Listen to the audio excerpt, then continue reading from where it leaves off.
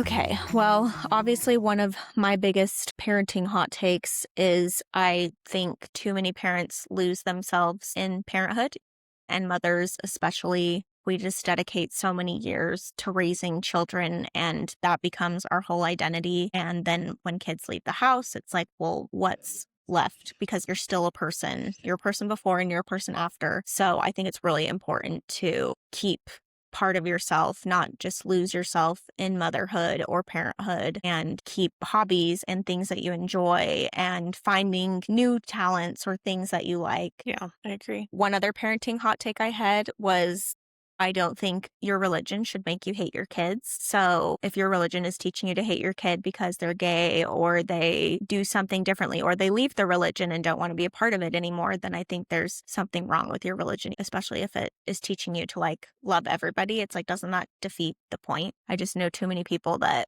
their families disown them or they don't accept something about them, and it just makes their parents essentially hate them. But I think that's also a reflection back on the parents because they feel like they didn't do what they were supposed to as a parent, Right. right? Where it's like, no, your job as a parent is to teach your kid and let them figure out what's best for themselves and decide for themselves. And just because they didn't pick the same path or follow the same path as you doesn't invalidate your beliefs or your experience or the things that bring you joy.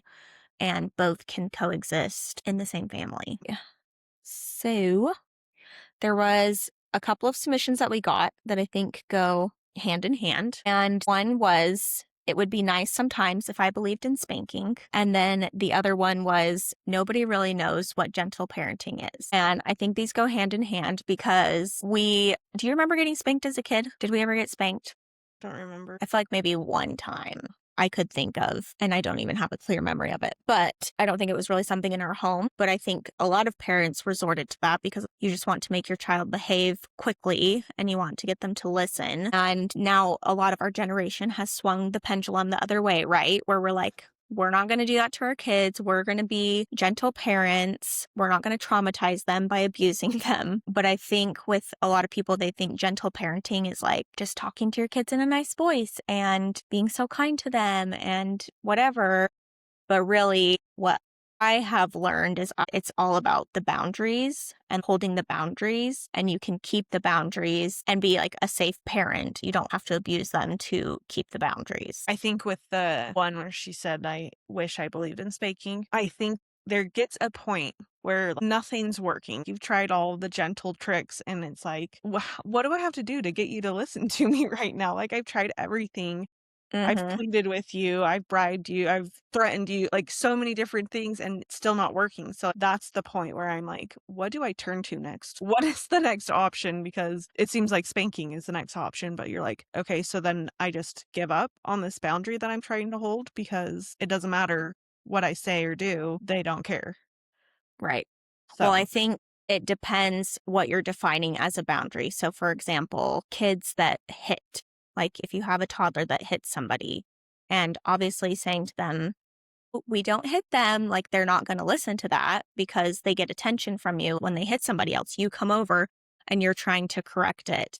And so the boundary would be, I'm not going to let you hit this other kid. So I'm going to remove you from this situation to keep them safe. And so the boundary is not, I'm like, you can't hit other kids. The boundary is, I'm the adult. I'm responsible for keeping you safe and making sure you're being safe with others. So the boundary is, if you do that, I am going to take you and I am going to remove you. right. There would be times Tess would even hit us when she would be having a tantrum and she's 12 months old. And I Yeah. would say, okay, I'm going to put you in your crib. And I never do timeouts. That's not something that I ever have done as a parent. And I would be like, I'm going to put you in your crib and I will sit right here because she couldn't climb out of her crib yet. And I'm like, you cannot hit me. That's not safe. So I'm putting you in there so that I stay safe and Yeah. I will sit right here with you while you feel these emotions. And so I think it's a matter of just having the right boundaries for things like that. Yeah. Things like that I'm fine with, but it's mainly bedtime. There's like, what's the consequence here? Like, if you don't go to bed, then I'm gonna lay with you in your bed until you fall asleep. Like, what do we do here? That's where I'm the most frustrated and at the end of my rope. So Right. then I just have a short temper. But then it's like, okay, I'll lock you in your room. Doesn't matter. They get out of bed and then they play and they stay awake. Like, okay, well, you have to go to bed. Like, I need you to go to sleep so that we can have a good day tomorrow. What do I got to do to get you there? And it's just, yeah, that's when I'm always at a loss of like, what do I do here?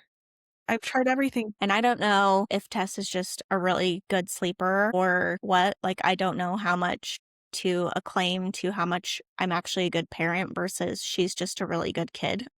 Yeah.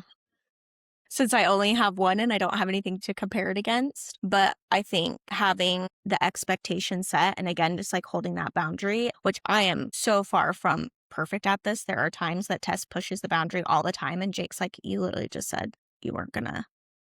But, then I give in and I cave or whatever. But with bedtime, like I always am like, okay. And, she's clinging onto me like, don't leave. I want you to snuggle me, whatever. And so it's like, okay, I will snuggle you for 5 minutes and then I will sing you one song. And then I am shutting the door and I am leaving and you are going to sleep. That's what has worked for us. And again, that just might be because Tess is a good kid. And there's still definitely times that she tries to, her new thing lately, she tries to run out of the room and wants me to chase her and Mm, put her back in bed, and it's like a game now. right. But yeah, I don't know, it's hard to navigate. It is.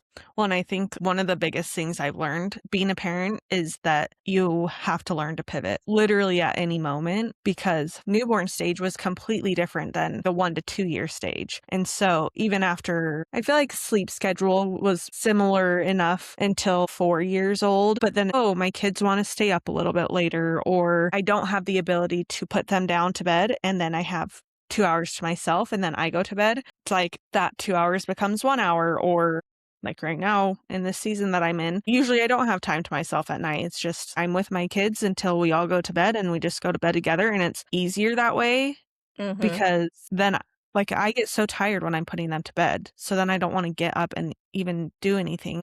So I'll just go to sleep with them. I mean, I don't have as much time for a show, but at least I'm not losing my mind every single night, screaming and yelling at them. Like, please just go to bed. Like, what do you need me to do? It has protected some of my sanity. So I just have to pivot. I remember thinking when Starly was maybe 2 or 3, because Sora would have been born and she had a similar bedtime, so they would like both be asleep. And I'm like, I'm so grateful for this time at night that we get to ourselves and me and Tyler get to watch a show together. I'm like, how long is this going to last? And I was so worried about when it was going to end and stressed about it. And well, it ended now and I'm still kicking. I'm still fine. It's not a huge deal. You just plan girls' nights and someone else can put your kids to bed or whatever. Oh, It's just a season. Everything's a season. And so you can't be so scared of everything changing. But yeah, it might work that way for now. And then down the road, it can pivot to something else. yeah. I agree. Well, and I think about kids getting to even 8, 9, 10 years old, you can fully go in your room and have your own bedtime routine by yourself, and you don't need mom to do it. And obviously, I still want to be a part of that routine. I want to be able to come in and talk to you about your day and whatever. But that's a whole other time that I'm not even prepared for. And then they get to teenage years when they don't even go to bed until after you. And so then do you ever have time to watch a show for yourself? Like, I don't know. And you just figure it out as you go. But yeah, like another reason you can't just wrap your whole identity up in them, right? Like if you were doing that every night from the day they're born until however late, and then like that's taken away or they grow up, and then it's like, well, what about that? Like that was filling my cup. So you have to find the other things that are going to fill you up because it's not going to be that way forever. But going back to these two submissions, do you follow Simply on Purpose? Yes. So she was probably one of the first quote unquote gentle parenting accounts that I followed. And at the time, I was still Mormon and I found her account, and the way she talked about it, I was just like, this makes so much sense. So many Christian families spank their kids or abuse their kids. I don't know if you've ever seen Shiny Happy People. I And don't think so. it's a documentary on Amazon. I can't remember. It's like some Protestant something version of Christianity. But they would talk about how they would teach the kids to be obedient. They would literally put 6 months old on blankets. And if they climbed off the blanket, they would like smack their hands or something. Oh my gosh. Yeah.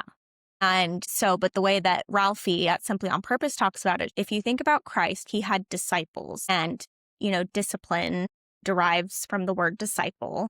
meaning to teach and to follow, and you're trying to get your kids to follow your example and do the things the same way that Christ had disciples. Like he was trying to teach them to follow him. So discipline does not equal abusing your kids. And when I was Mormon and still believed in Christ, it was just like, I could never picture Christ ever spanking a kid. So why would I do that to a kid? But anyways, the way she talks about it just, I think, is really helpful in understanding I'm trying to model this behavior. I'm setting the boundaries of what's acceptable or things like that. And I think she's a really helpful account to follow if you're into gentle parenting, and Big Little Feelings is a really good account. There's another one I follow. Her name's Destiny Ann, and she has great gentle parenting advice. And she has teenagers now that, come and talk to her about stuff. And she also has ADHD. She's a mom with ADHD. And I think she has really practical and helpful tips and tools. I'm trying to think if there's any other ones. Do you follow Shan Tripp? Mm-hmm. She is another one that I have followed for a really long time, but I feel like she's one of those ones that is just like, we just love each other and we all like sleep in the same bed and I homeschool and I think they got an Alaskan king size, or I don't know what the right term for it is, but it's really big. At this point, that's what I need. I just Mhm. need my whole room to be a bed. Right, which is fine, but I feel her world is kind of just all happy-go-lucky, which I'm sure Yeah. it really is like that because she seems like the type of person that just like exudes that energy, but it doesn't feel as practical for me to take away things as a parent and learn how to apply it in my life. Well, on that note, another one that we got was someone said that they're against sleep training and co-sleeping with babies they were against, but co-sleeping with like little kids or toddlers they felt like was fine. Yeah, which I don't think co-sleeping with a newborn is okay. Even people who co-sleep say you shouldn't be co-sleeping with a newborn because it's just they're too small or like their neck control. There's too many risks with it. Does it increase SIDS? Yeah, because I think once they're a little bit older, you can control a little bit more and they can tolerate a little bit more. But yeah, I think even as newborns, co-sleeping accounts would say to put them in their own space as a newborn. Until when? I don't know. I'd have to look at it like 4 or Oh, 6 months or something. okay. But like still pretty baby size. Yeah, which I feel it depends on your kid. Well, and I think obviously every parent is different too, and different things work for different parents. And Hmm. all of this is not to say that we know the best way to parent or deal with your kids. But for me, Tess will be like, Mom, can you just sleep with me? And I'm like, nope, Mom prefers to sleep alone. I like my own space. And she's like, but Dad gets to sleep with you. I'm like, yep, that just is what Yeah. it is. And if I had it my way, maybe I would have my own room and my own bed and stuff because I just like to be left alone and not touched. So I don't sleep very good when Tess is around or even my dogs because I'm like, oh, where are the dogs? Am I going to crush them? Where is Tess? Oh, she hit me in the face. I just wake up too easily to things to where that just never would have worked for me. Sleep was the one thing I had going for me as a parent of a newborn. And if I didn't have my sleep, I probably would have lost my mind. So we did do taking care of babies. She doesn't call it sleep training because I agree that sleep training is probably not the best. It feels in line with like slapping your baby's hand because they crawl off a blanket and like trying to Right. teach them obedience. Like that doesn't seem the right way to teach a newborn. But I really liked Kara. I almost called her Carolyn. It's just Kara, Kara. different influencer I was thinking of. But Kara from Taking Care of Babies, it's a no cry approach. And so she gives you different steps that you're supposed to be able to slowly ease off of because the whole idea is that you're teaching your baby how to connect their sleep cycles because they just don't know how to do that. And so you're just giving them the tools and the skills to be able to connect their sleep cycles. And the idea is that they then eventually sleep through the night. And again, I don't know if I was just really good at it and like I followed it by the book and I would get so mad at Jake if he wasn't doing it exactly right. But Tess is a really good sleeper and she's slept through the night since she was 12 weeks old. It could be that she just is naturally a really good sleeper, but that was something that worked really well for us and our family. And I know it may not work for everybody, but I just needed sleep. Like that was my saving grace that I could sleep through the night.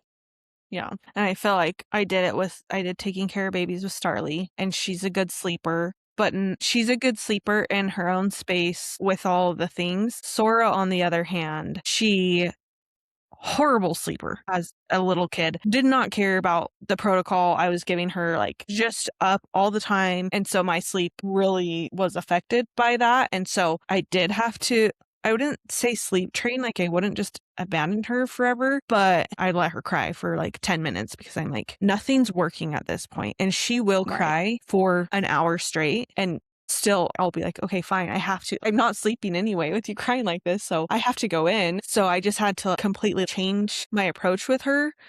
And now she's my kid who will fall asleep during a movie or fall asleep on a drive. Starly will not. For whatever reason, she will not sleep in the car. But if something's happening, Starly will not fall asleep. If people are over, she will not fall asleep, if anything. So maybe there's goods and bads to both. I will probably take a different approach with my third baby because I would love for you to just fall asleep in my arms at any time. Like that Sora's not quite there. If there's conversation and party going on, she's probably up playing. But I know some people, Kenna Bangeter is someone on Instagram. She actually filmed Sora's birth, but she just lets her kids sleep anywhere. Like she's just in Lake Powell and she had a video of her, I think it was her youngest, just sleeping over her legs and she's playing cards with everyone and she's just leaning over her, moving around and her kids just like passed out. So there's benefits to any of it. Well, we have a picture of you asleep on mom's counter, don't we? Yes, I fell asleep on the kitchen table chairs, the stairs, across the sink of my parents' counter. And something Big Little Feelings always talks about is 80% of the time, stick to the routine, have the routine. That's really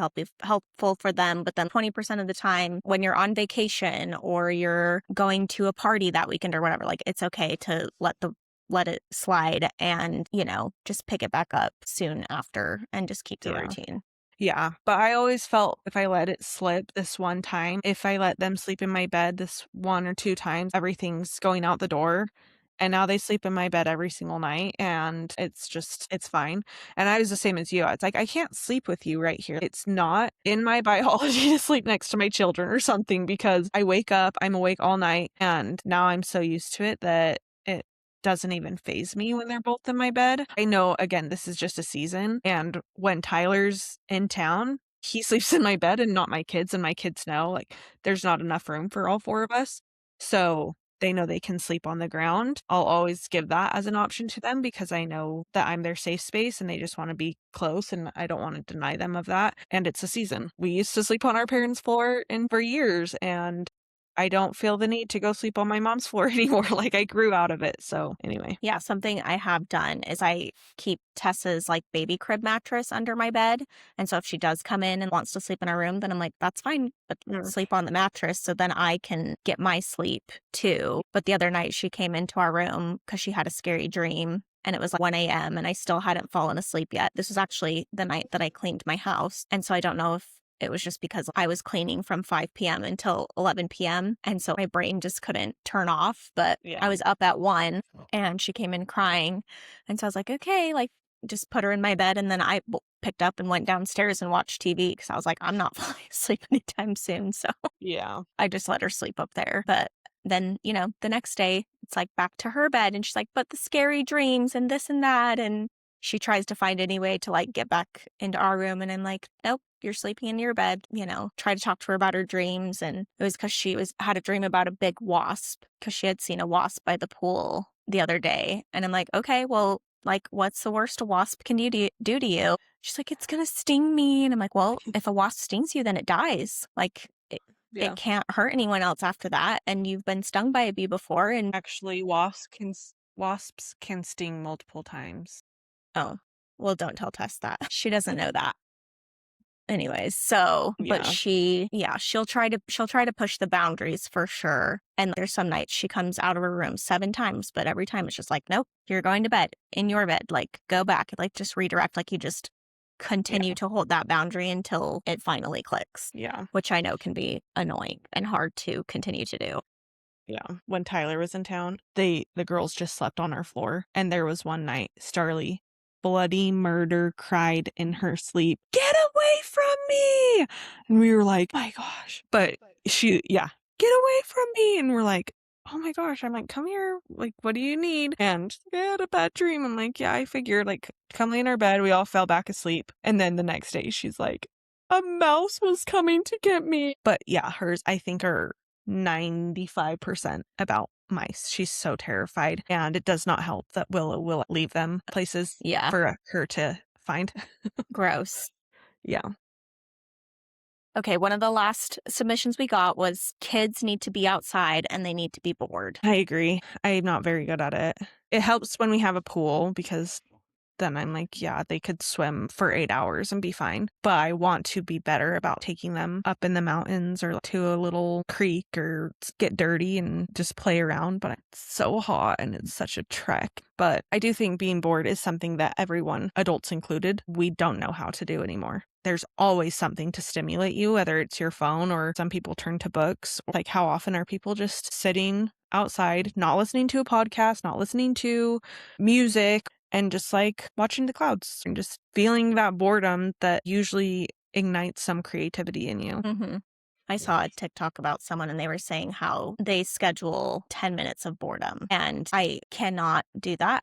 I think weekdays, that's just really hard. I just don't have time. It's like I'm grocery shopping, I'm going to work, I'm going to the gym. There's just always one thing after another. But again, the screen-free Sundays that we've been doing, those are the moments that I'm like, I'm bored, just staring out the window.